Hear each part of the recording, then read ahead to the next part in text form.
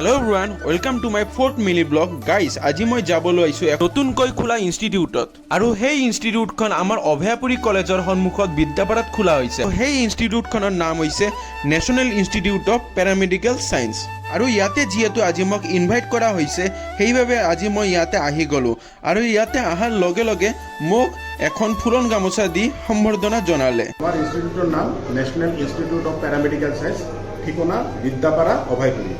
আৰু এই আমাৰ কলেজখন all India council for vocational and paramedical সায়েন্সৰ এপ্ৰুভেল।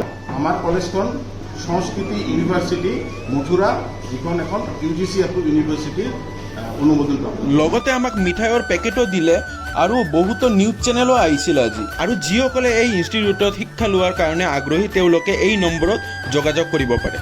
আৰু আমি মিঠাই খাই কেনে ঘৰলৈ উভতি আহিলোঁ। আৰু আপোনালোকে যদি এনেকুৱা নতুন যদি মিনি ব্লগ যদি চাব খোজে তেনেহ'লে মোৰ চেনেলটো ছাবস্ক্ৰাইব কৰি দিব। Thank U.